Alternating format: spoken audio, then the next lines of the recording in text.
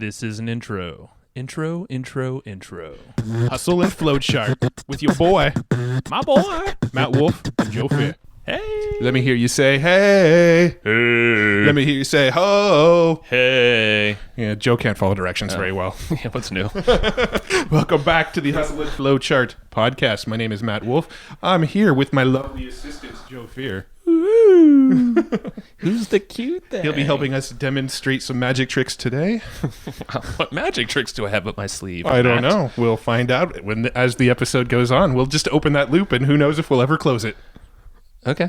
Cool. I'll roll with that. All right, so today we're talking with Steve Glaveski, and he's got an awesome book coming out or is already out, depending on when you're listening to this. True. Called Employee to Entrepreneur. You can find this in probably all the big bookstores and his website and obviously Amazon and all that stuff. Yeah, it's out through Wiley Publishing, Big so time. it should be pretty much everywhere. He's also got an amazing podcast called Future Squared, and he's got two very handsome, talented, smart, amazing guests coming on. And at some point, he's also going to have me and Joe on. And, I like how you did that. That's good. That's good.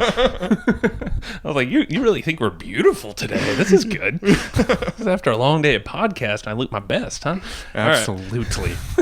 So what do we talk with Steve about? What do we get into? We talk about a lot. So Steve's big thing is a handful of things, but he basically is breaking down how folks in the corporate world, anyone with a job, but corporate's probably like the most, the difficult to escape from, how if they are feeling they can do more with their lives and they want to actually try to become an entrepreneur, small business owner, even on the side, he lays out all basically the path to do that, talking about pitfalls, if it's a good decision or not, how to test ideas quickly and actually get funding for those, so you're not feeling like you have to basically drain your bank account. And a lot of mindset stuff. It's super cool. We dig into, obviously we always talk about podcast stuff. We have a podcast host on the show. We're going to ask him about their podcast. Always.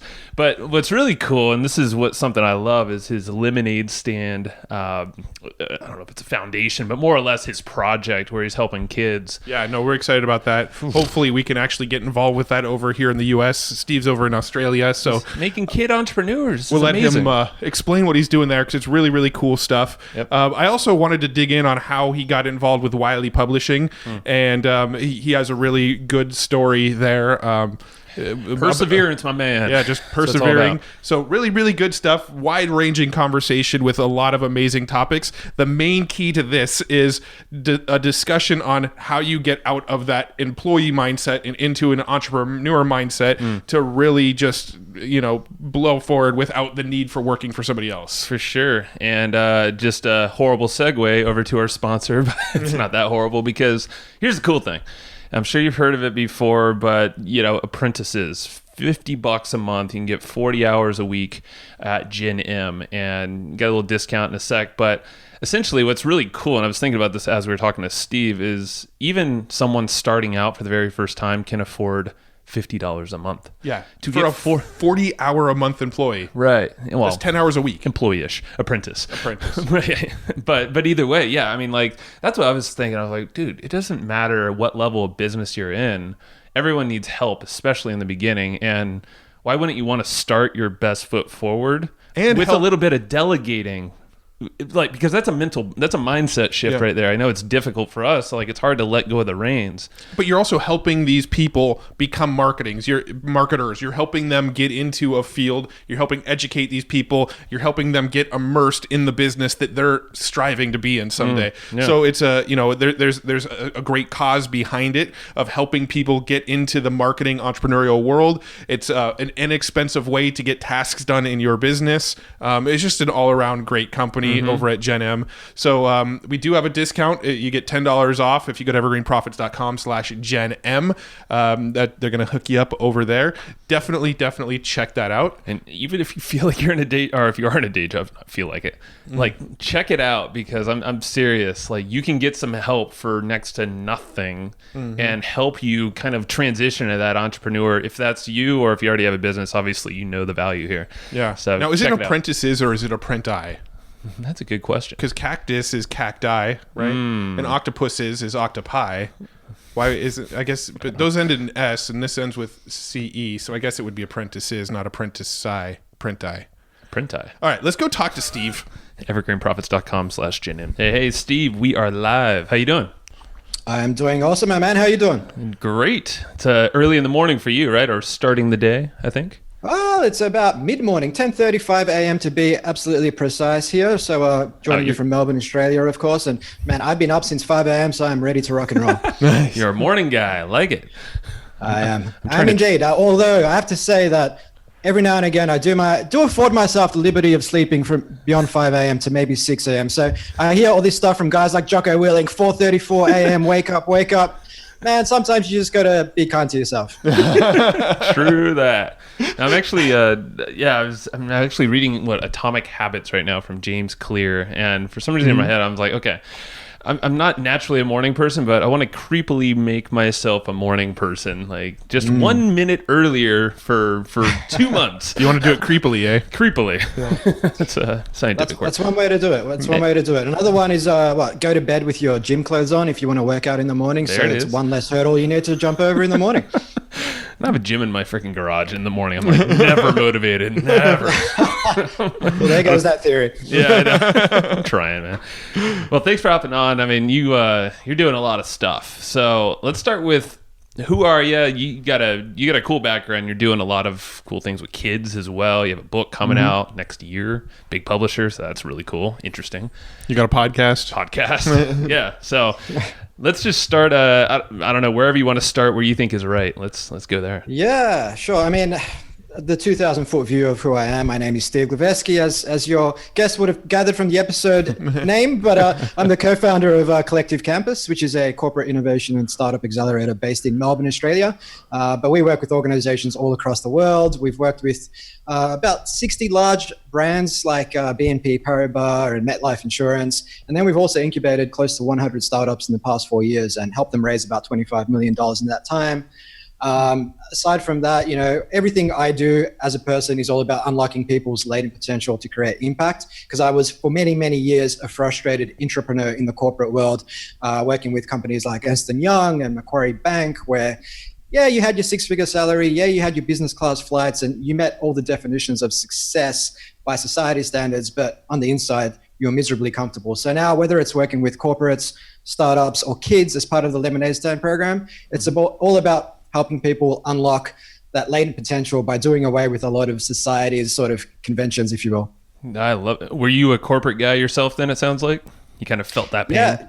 Yeah. I mean, I was there for 8 years. So whether it was in financial audit roles, believe it or not, which is diametrically opposed to entrepreneurship, but with Ernst & Young, through to consulting gigs with KPMG, and then investment banking with Macquarie Bank. And it's funny how I actually evolved to what I'm doing today, because while I was in the corporate world, I observed a lot of vacant office space. So like every man and his dog, I thought, well, maybe an Airbnb for office space would work, right? Yeah. And at the time, I had no idea about startups, entrepreneurship. This was going back to like 2012. So all I did was I managed to find an Airbnb script online. I procured the services of a freelancer on freelancer.com to help me develop it. And for a little more than $2,000, I managed to build a minimum viable product where you could list space, book space, pay online, all that good stuff. And I figured, okay, so at this point, I guess I've got a prototype, but I need people to actually be aware of it. So I thought, hey, I'll write a press release. So Google how to write a press release. I put something together, and as you do, I sent it to absolutely every journalist email address I could find, right? And this was before the time of growth hacking tools. This was me jumping on Twitter, looking at people's profiles, pulling out their email address from their profile and adding it to a spreadsheet, and literally sending these emails one by one rather than in bulk. And of the 100 emails, I mean, how many do you think actually got back to me, guys? I would say 3. Well, optimistic. That's a factor of 3 more than actually did. So one person got back to me. Wow. It just happened to be the Australian newspaper, which is one of Australia's biggest newspapers, circulation of several 100,000. Wow. And they wanted to publish a story about it. But before they did that, they said, hey, we'd love to do a photo shoot. And I thought, sure. And the funny story here is the photo shoot took place during my lunch hour, around the corner from my office tower. And you've got this elaborate photo crew. And while I'm getting snapped all over the place. You have colleagues walking by looking at me all weird, thinking, what the? So that was fun. But long story short, that article dropped and it hit the Macquarie News, which is an email that gets distributed to 14,000 people because it did say that I was a Macquarie Bank employee. And so my manager at the time tapped me on the shold saying, hey, Steve, what's this all about? And I basically said, oh, don't worry about it. It's just a little side project. I'm Macquarie Bank till I die. I'm pretty sure I was the only person to ever utter those words. But within 3 months of that article dropping, I had some investors get in touch and managed to raise about 150,000 Australian dollars on the back of that. And that was my ticket out of the corporate world. I basically went back to my manager and said, hey, not a side project anymore. And then devoted the next couple of years to trying to work this stuff out. And here we are about 8 years later. Was there some like big catalyst that you're like, okay, this just isn't working for me anymore. I gotta get out of this life.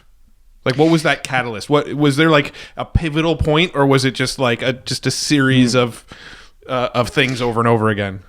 No, that's a really good question. I think, going back to childhood, I was always creative, always trying to take new things to the world. Whether it was when I was 9 years old and I was a big basketball fan, but my dad wouldn't buy me One-on-One, which was a big basketball rag here. And I thought, well, I'm just going to make my own little magazine. So I draw little pictures of basketballers and write articles in there and all that sort of stuff. And later on in life, I don't look like it these days, but I was a big heavy metal fan and I opened a heavy metal nightclub on Friday nights. So nice. I was always doing stuff. But when it came to my time in the corporate world, like I said, you had all the trappings, but on the inside, I guess I was miserably comfortable. And when I went to the office, particularly while I was in my last gig over at the bank, I felt like I was surrounded by people who were just doing the bare minimum to get by and get paid, and not really questioning this, not really challenging the status quo, not looking to derive fulfillment from creating actual value.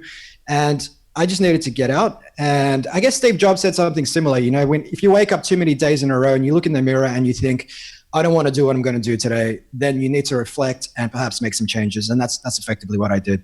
Dude, that's because I could relate. And Matt and I have slightly different stories, and I won't do the whole thing, but just being in an office space like that with a corporate kind of feeling, exactly what you said. I just remember noticing so many people that are just slacking off. There's so untapped potential, or they just don't see it in themselves, or they know it's there, or they don't care. But it always blew me away, and it literally did feel like the walls coming in, even though it's like such a played out thing. I know the feeling, and it's exactly what you're saying there. It sounds like it's crazy. Yeah, there's so many people like that right now. It's so crazy, and it just, to me, it just seemed like people were always looking to do whatever they could to avoid being blamed with something, rather than just doing the thing, taking action, and then if it doesn't work, taking ownership of that. Yeah. Extreme ownership. Jocko. Yeah, man. So you mentioned you were, before we hit record, you mentioned that you were in the startup world for quite a while as well. So did you transition from like these banks in this corporate world and then move into the startup world? Like, what was the sort of next evolution after you decided you're not going to be in this corporate bank environment anymore? Yeah, so after I managed to raise the funding on the back of that article dropping for Hotdesk, I spent a couple of years building out Hotdesk, and I learned pretty early on in the piece that building a two-sided marketplace is about 10 times more difficult than building a single-sided marketplace, which is, nowadays I advise a lot of startups as part of our accelerator programs, and whenever I have a marketplace entrepreneur approach me, I basically say, look, I'm not going to tell you not to do it, but just be wary that it's going to be 10 times harder than a single-sided marketplace, because not only need to get the business model right, your distribution channels, your marketing channels, your value proposition right for one side of the market, you need to get it right for the other side of the market, and then it just needs to fit perfectly together. And getting those stars to align is incredibly challenging. But I did manage to build the supply side of Hotdesk up to about 12,000 spaces across Asia Pacific. However, the demand side is a different story. So I discovered very early on that what happened was, with something like Office Space, you'd have people use the platform as, say, a discovery tool. They'd find a space, they'd use it to book maybe a day, maybe a week. But then if they like the space, they'd then negotiate with the actual vendor directly. So you get cut out of the deal.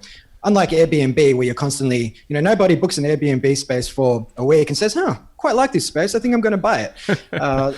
So it didn't have that going for me. But one thing I also learned that was really critical, I think, and for any entrepreneur, after 2 years of building that up, and we were making revenue of probably about 10K a month. So it was okay. I was literally just me and a co-founder, but ultimately you've got to really believe in what you're doing. And for me, I just felt like I was a glorified real estate agent, and to push that big boulder uphill, as they say, you've got to really believe in it. You've got to be aligned with the purpose. Otherwise you're going to give up. And that's effectively what I did. And that then evolved into the next thing, which is Collective Campus, which I've been doing for the last 4 years. And that's just been, orders of magnitude more successful and more rewarding.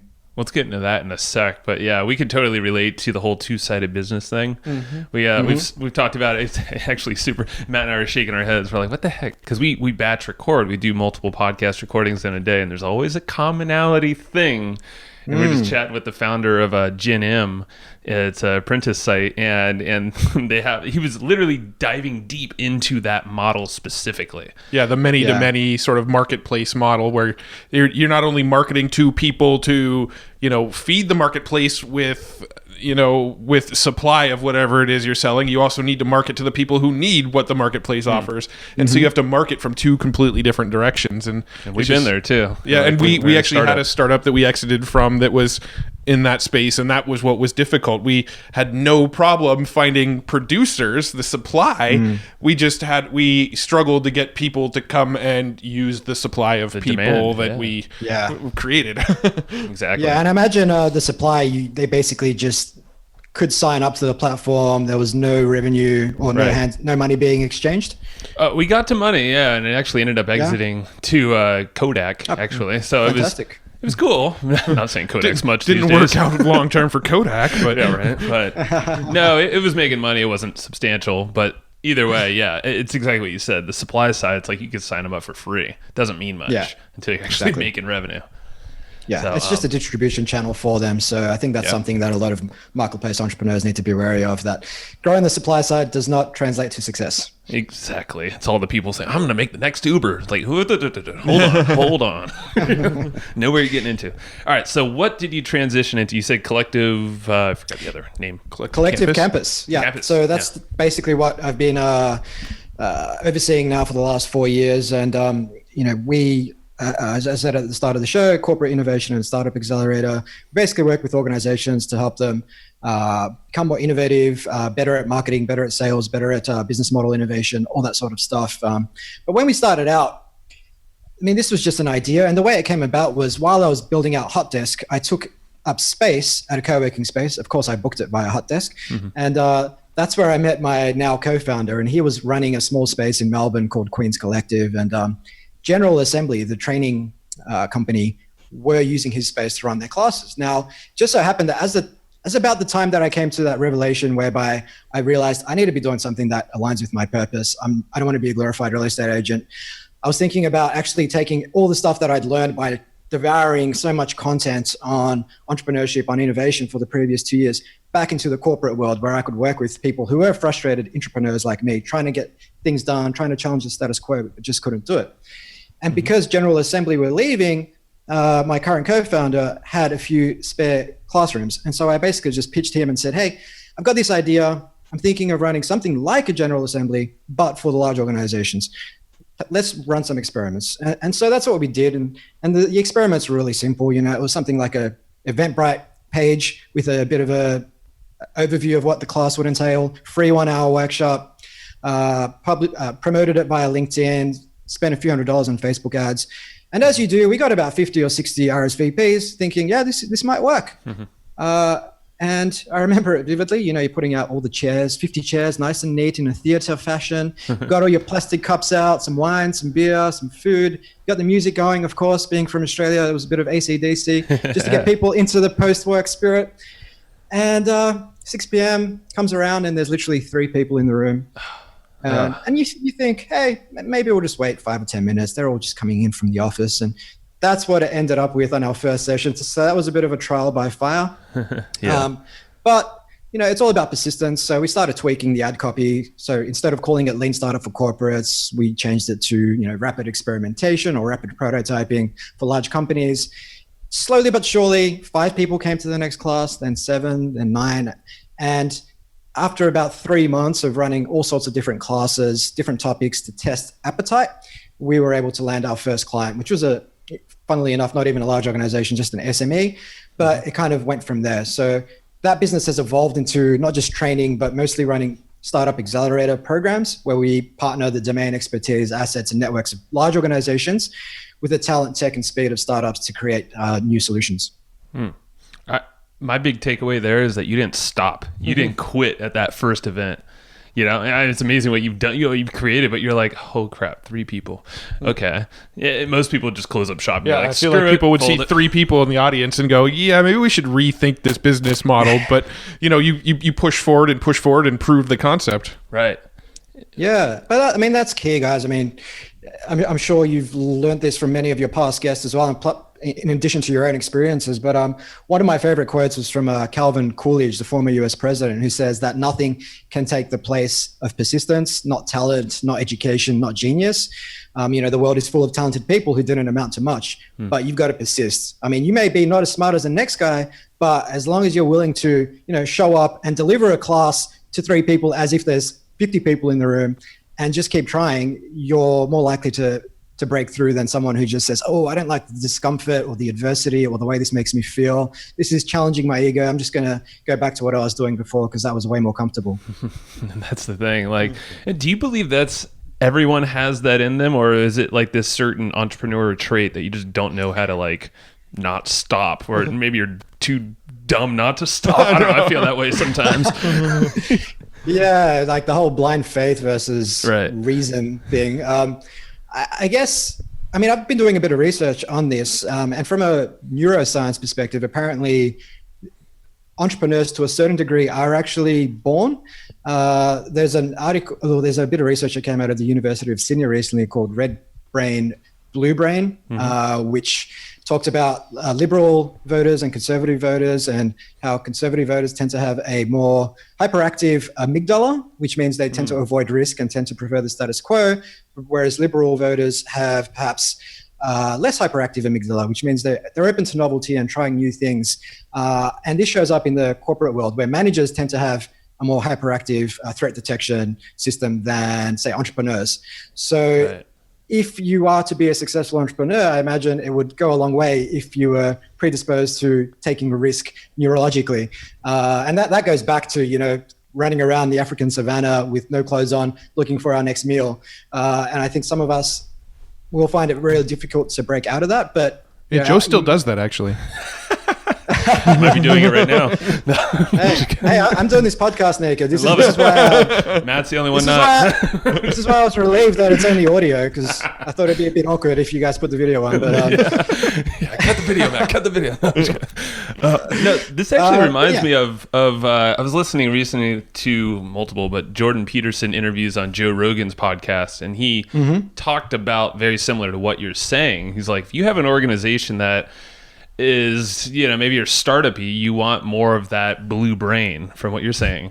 It just sounds weird when you say you want that blue brain. Well, yeah, but it's weird. but it's because you are going to take a little bit more risk typically, those types of folks. Whereas if you have this business that's more or less matured a little bit, or it's, you've reached that goal that you wanted, then get a manager or someone in place with more of the red brain. And that's exactly what you're saying, kind of backing up what you said. Yeah, definitely. And maybe you could see a world where people get brain scans when they're being interviewed for a job, and sorry, your brain isn't blue enough. Maybe, man.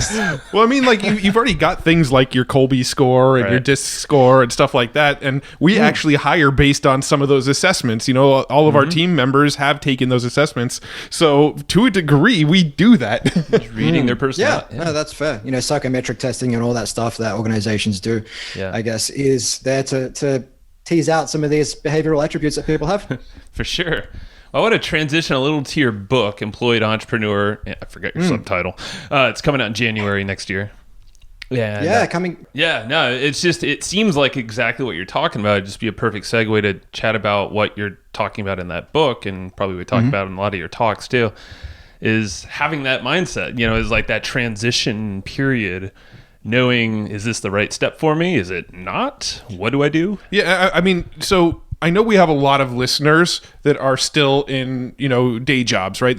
We have a lot of people that are kind of on that bubble. They're working, but they probably do some stuff on the side, and they're thinking about making that leap into just going all out, becoming an entrepreneur. And it sounds like that's what your book is about. So I think it'd be a good idea to kind of dive into some of the main points from your book, and we can kind of, dissect some of those topics a little bit. Yeah, definitely. So the book, the subtitle is How to Earn Your Freedom and Do Work That Matters, and comes out on January 9.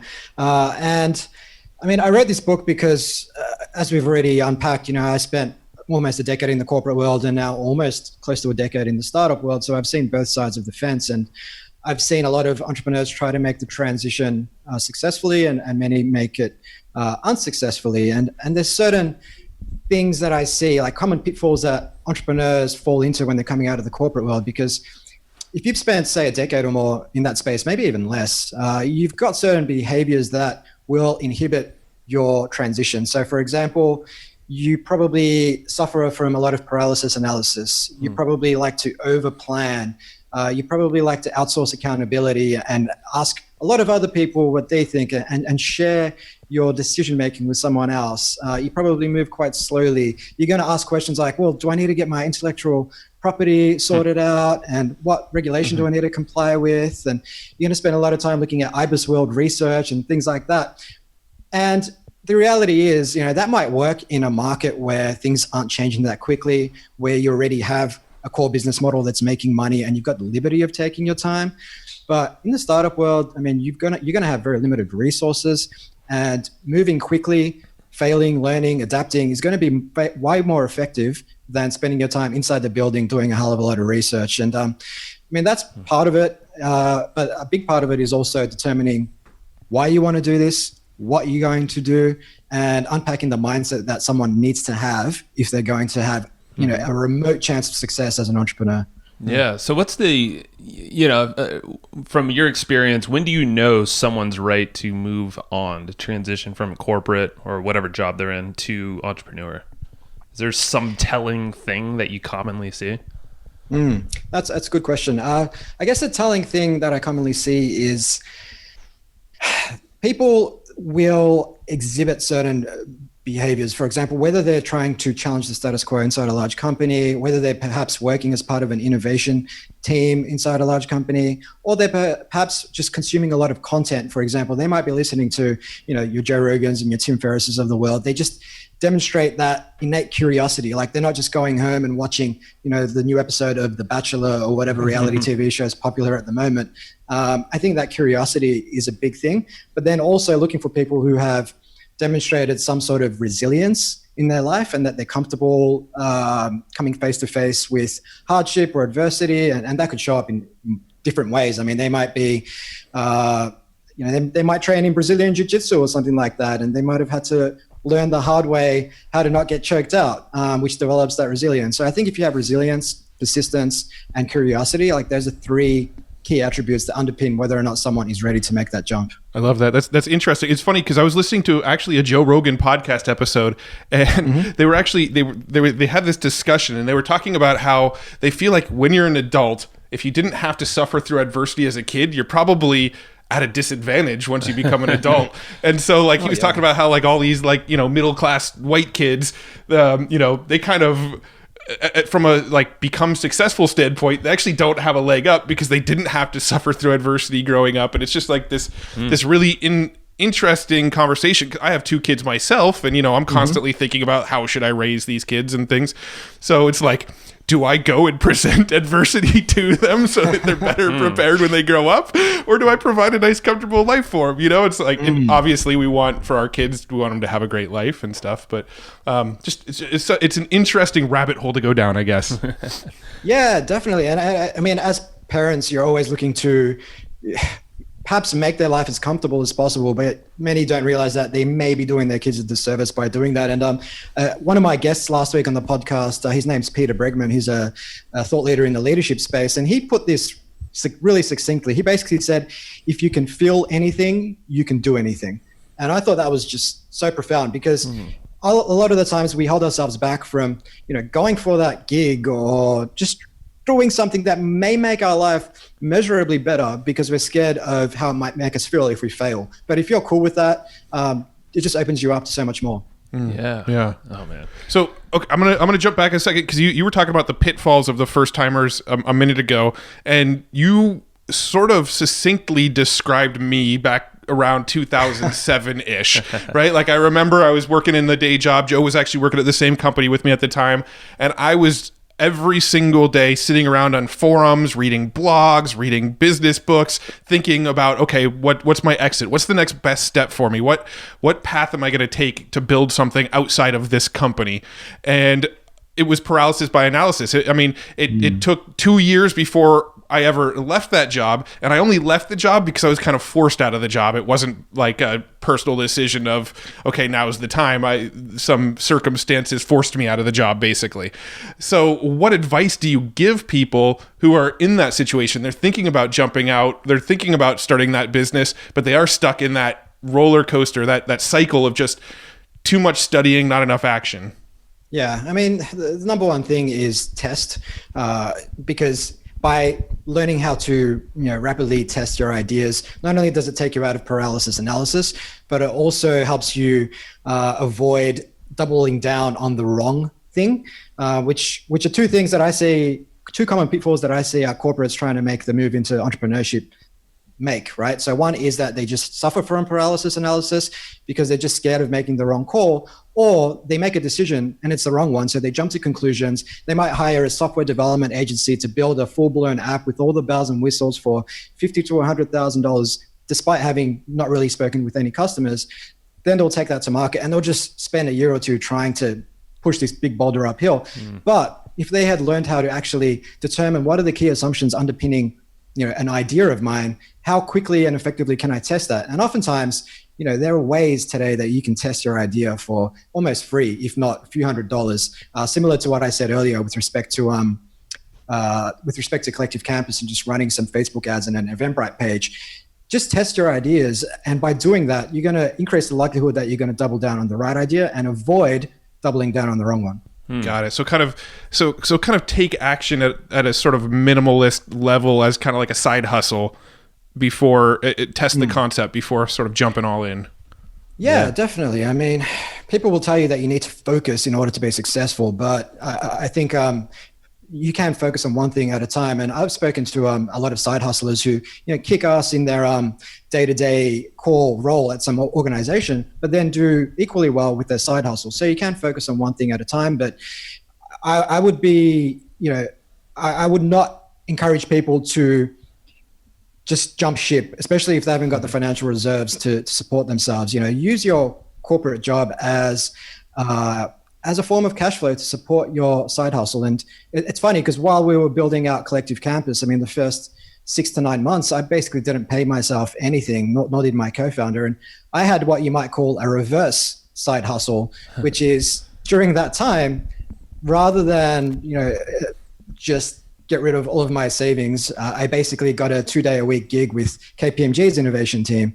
And anybody who spent about a decade in the corporate world, you're likely to have access to contracting gigs where you get a reasonably good hourly rate, and you might only need to work 1 day a week, but that should be enough to keep you going while you get your business off the ground. That's actually a really cool concept right there, because like with the knowledge that you have testing and doing all this research and all that, you can apply it to some gig like you just said there.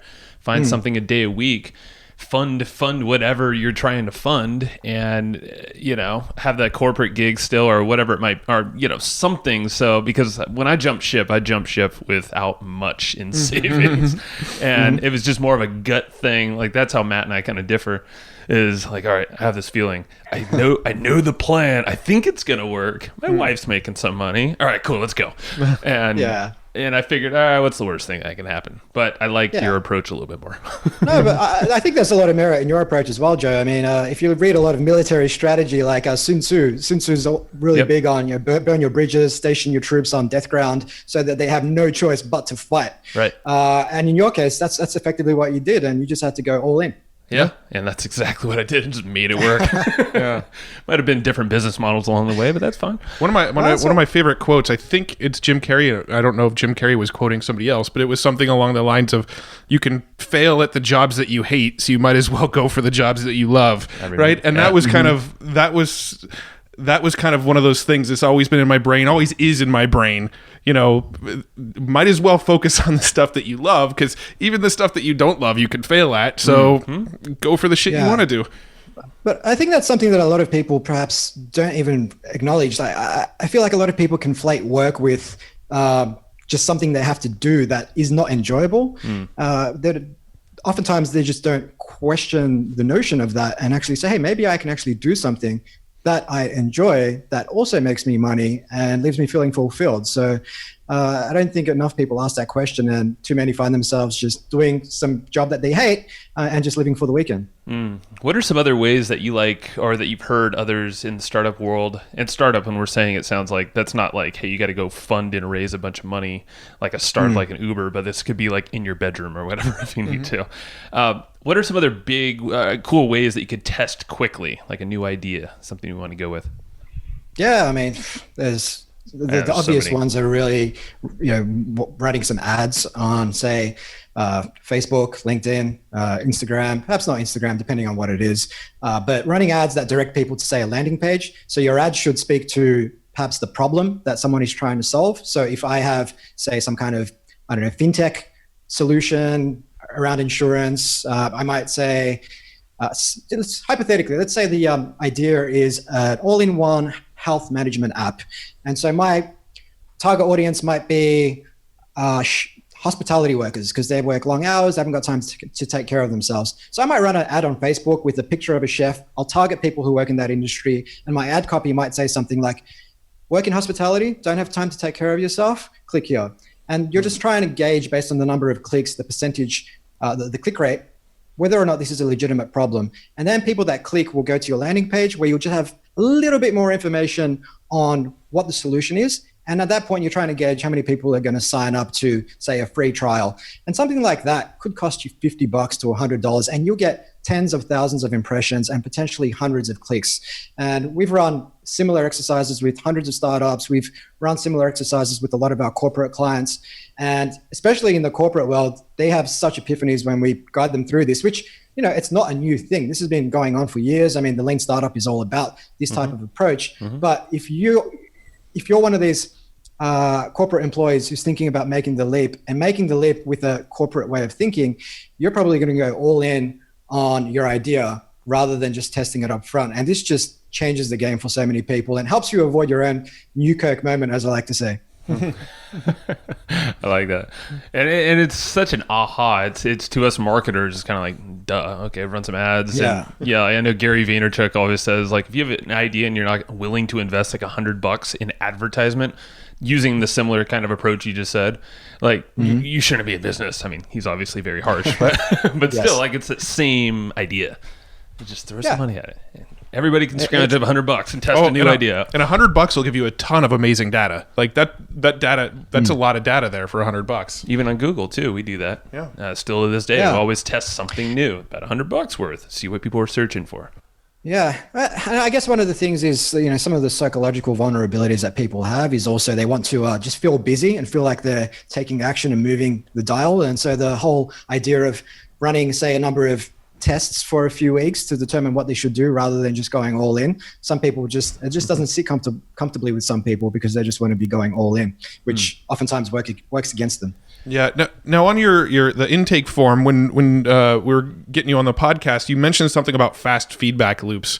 Is that kind of what you're talking about? The fast feedback loops would be running some advertising to test a concept? Yeah, I mean, the fast feedback loops could be across anything. It could be testing a concept, a marketing channel, a sales strategy, customer segments, like all sorts of things. It's about getting that data as quickly as possible and determining as quickly as possible whether or not you want to move forward or not. And the fast feedback loops comes out of the world of military strategy as well. And John Boyd, who was a former pilot in the US Air Force, came up with this concept of observe, orient, decide, act. And that was best exhibited or best manifested in a story from the Korean War, where the Korean pilots flew Russian or Soviet MiGs and the Americans flew F-86 jets. And on paper, the MiGs were vastly superior to the F-86s, but except for two fundamental differences. And I like to say those differences weren't Maverick or Iceman. But the differences were that the F-86 had a 360-degree bubble dome, whereas the MiG didn't have 360-degree vision. And the F-86 had a fully hydraulic throttle, whereas the MiG had a semi-hydraulic throttle, which meant that the pilots had to actually lift weights to move the plane. So based on this, with an inferior aircraft, the American fighters actually had way better vision and were able to respond much faster. So they had a much shorter, what they called OODA loop, so observe, orient, decide, act. And so they were able to actually win the battle in the skies 10-1. And that was credited for being a big reason as to why. Wow, that's actually really cool. I never knew that. And I love the Top Gun reference. Being in San Diego, this was where it was all. We literally just watched Top Gun like 2 weeks ago. It's fresh Well, in apparently mind. there's Top Gun 2 coming out. Yes, they're filming it in San Diego also. Currently. Wow, Yeah. I can't wait. Me either, man. I love it. Tom Cruise is still going. So He still looks good, man, but Val Kilmer, I don't know. Yeah, he's, I'll reserve judgment. I think he's going to be in the flick too, so we'll see. So for the book, are there any other kind of big core pieces that we want to kind of pull out and talk about?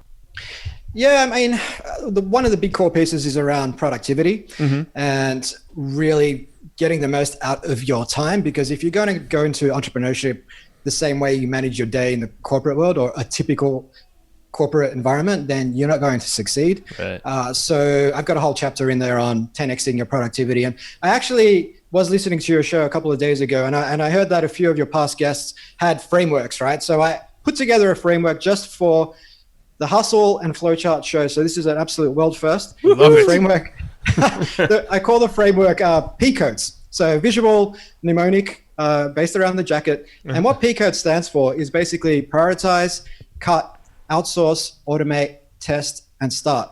So I don't want to go through everyone in absolute crazy detail. I'll write a blog post on this and maybe you guys can add it to the show notes for listeners. But Definitely. Realistically, like prioritizing is focusing on the things that are going to move the dial rather than trying to do absolutely everything. Cut, by testing, as we've said, by having that tight OODA loop, you can cut stuff that doesn't work and start focusing only on the stuff that does.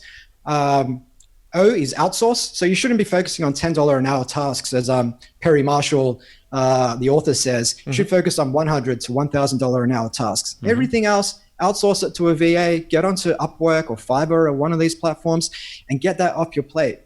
The next step was automate. So there's going to be countless manual tasks that you can automate. So for example, in our case, if someone signs up to an ebook on our website, they'll enter a MailChimp database, they'll then enter a drip feed. Then if they want to book a time with me or one of my team, there's an online scheduling tool. So throughout the entire process, there is no human interaction until we realize that someone is actually legitimately interested in our services. So we don't waste our time on unqualified clients.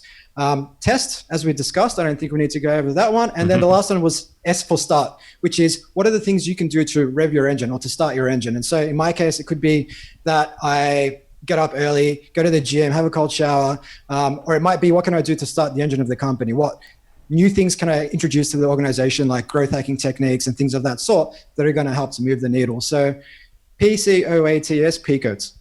P coats. Love it. Codes. I like it. No, I would. We would definitely link up that blog post framework, everything into the show notes. We'll make that easy to find. Thanks for doing that, dude. Are you a Wim Hof guy by chance?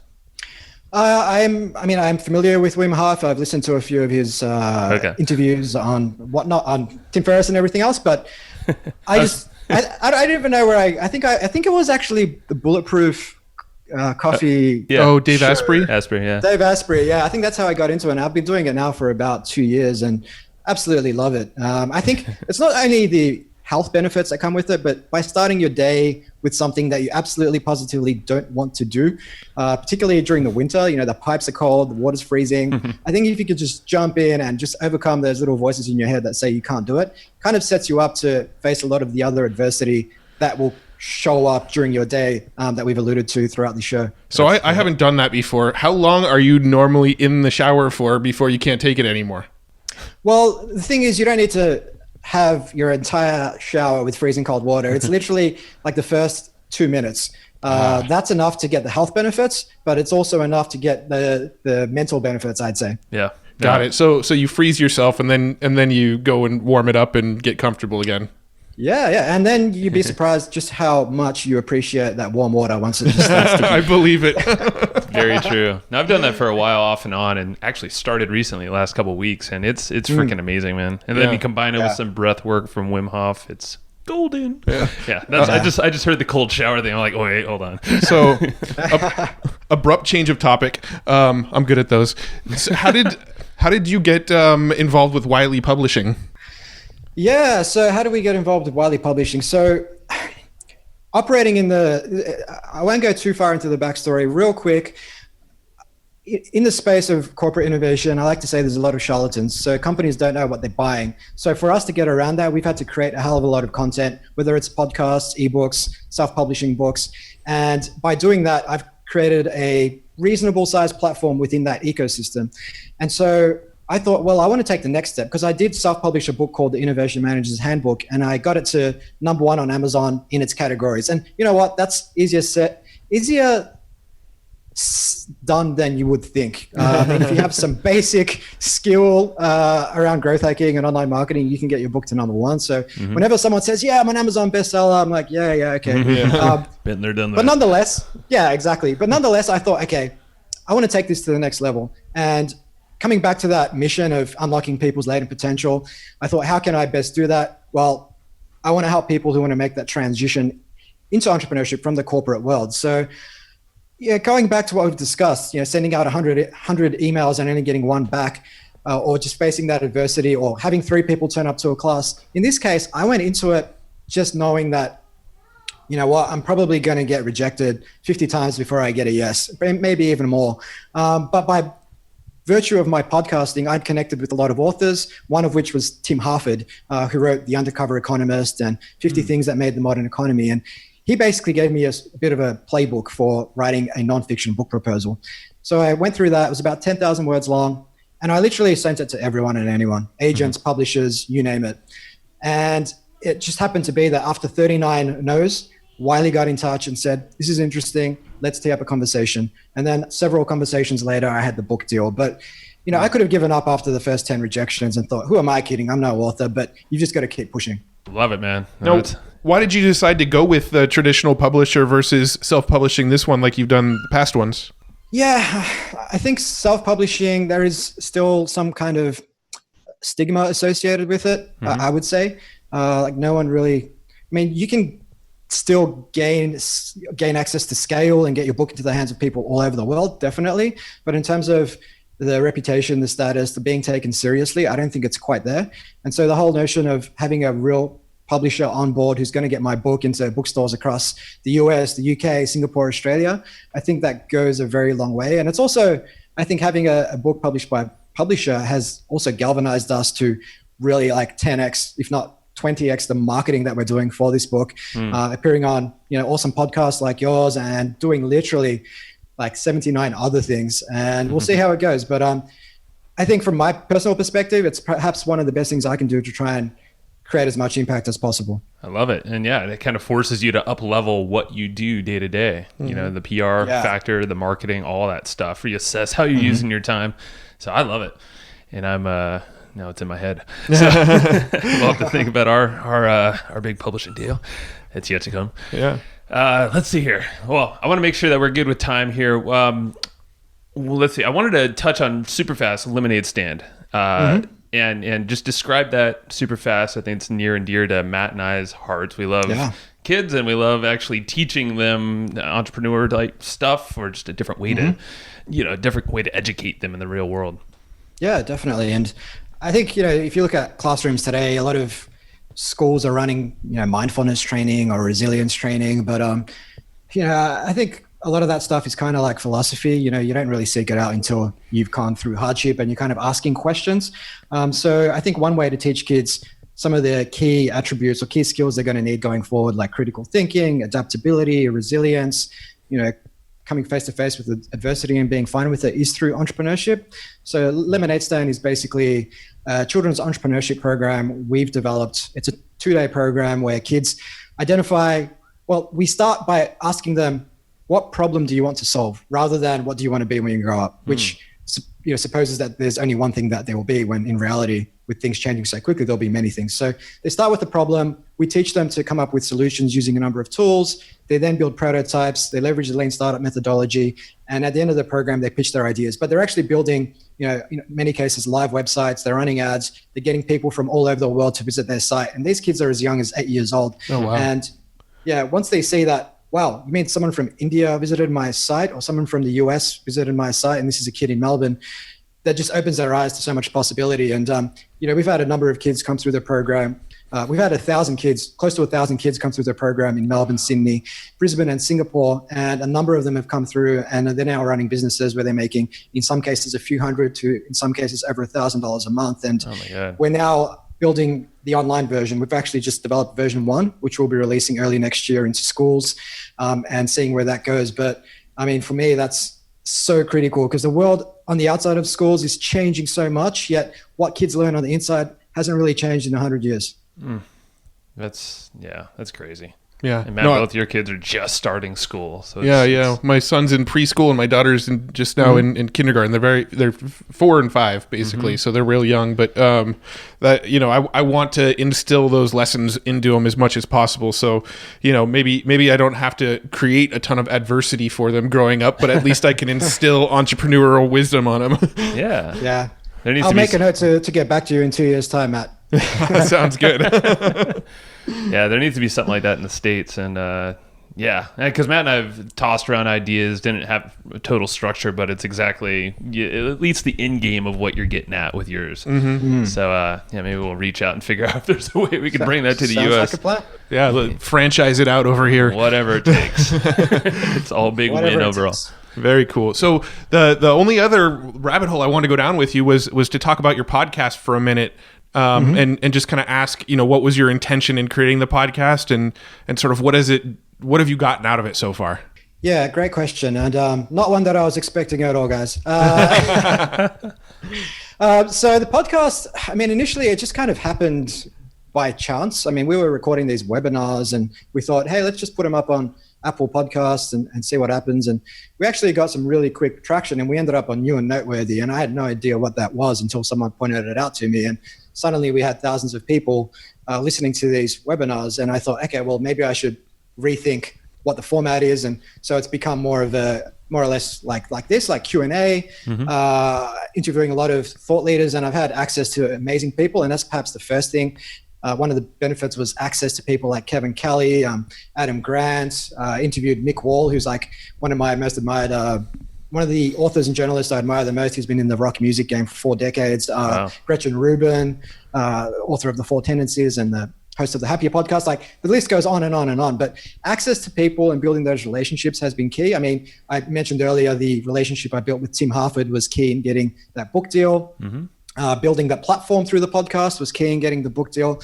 But the reason I really jumped into it was to just, again, stand out from the crowd in this crowded sort of corporate innovation space. And by hosting a podcast, I was able to put myself forward as a thought leader, share my thinking, and show that I've actually put critical thinking into this space of corporate innovation and startup development.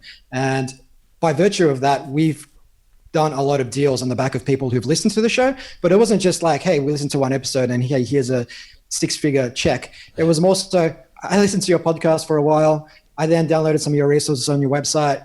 I read your emails every now and again. This opportunity came up in the business and your name came to mind, so I thought I'd reach out. Then several meetings later, you do a deal. But that's been part of it. And ultimately, as you guys would appreciate, it's just a hell of a lot of fun. Oh yeah. Oh yeah.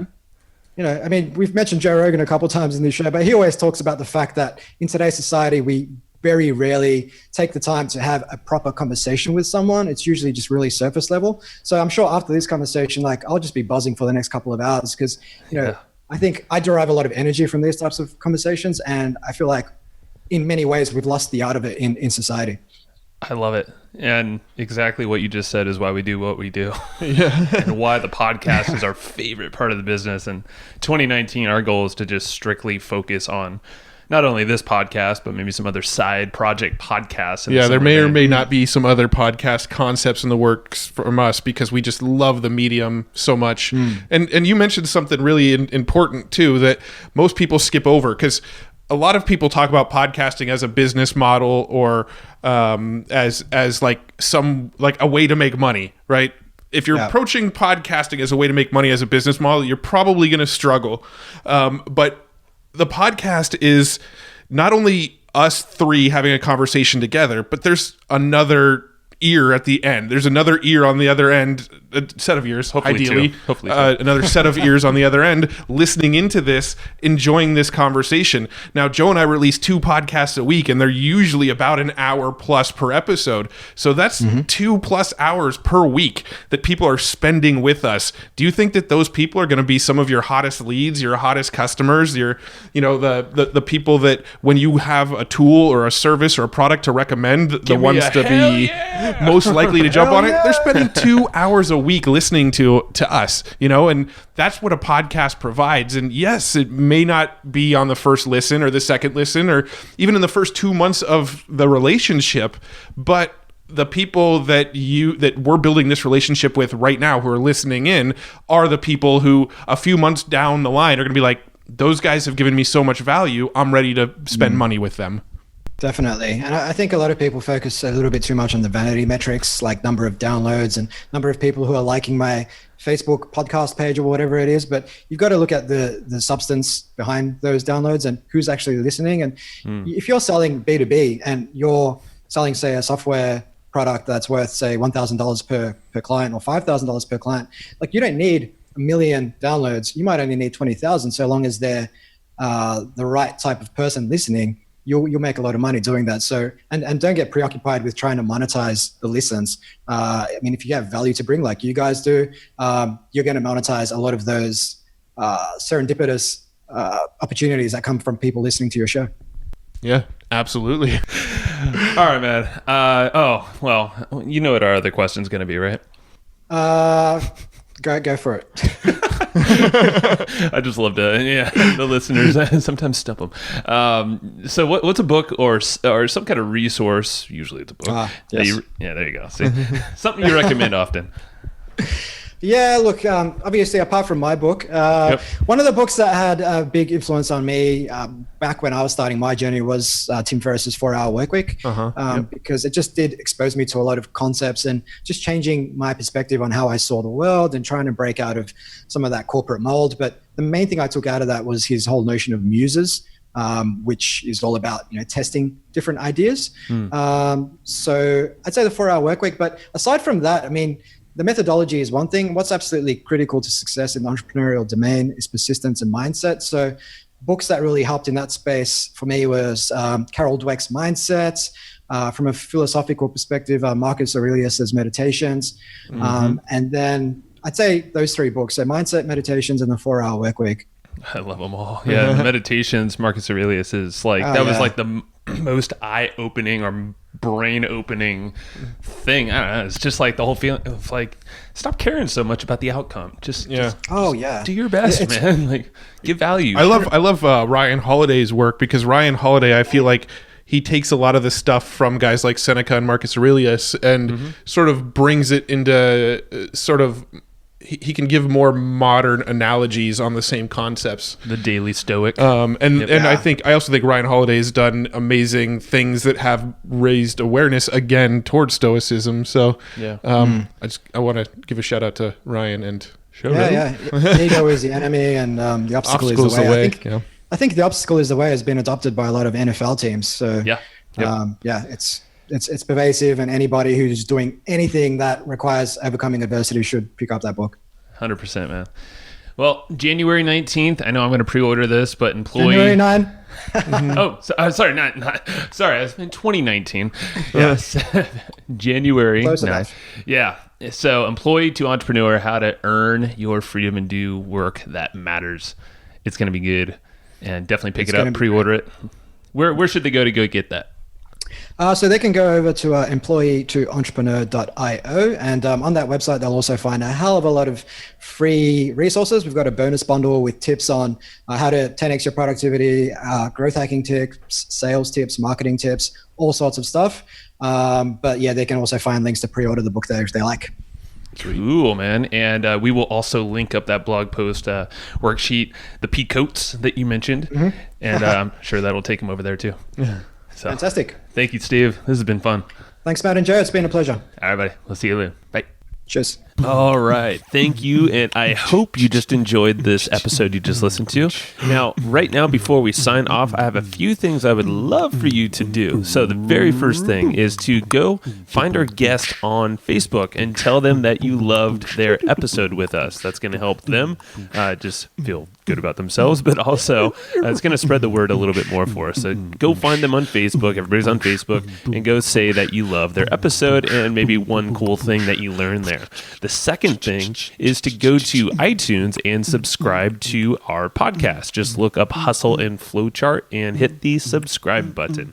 And the very last thing, the third thing, is to leave us a review on iTunes or wherever you're listening to this podcast and help us spread the word more. That's how more people are going to get this awesome knowledge, this cool podcast training, and a whole bunch of other cool free training that we give out at evergreenprofits.com. So that's about it. Go find them on Facebook, go subscribe on iTunes, and leave us a review. You would be amazing if you did that, but you're always amazing. So thanks for listening, and we'll catch you in the next episode.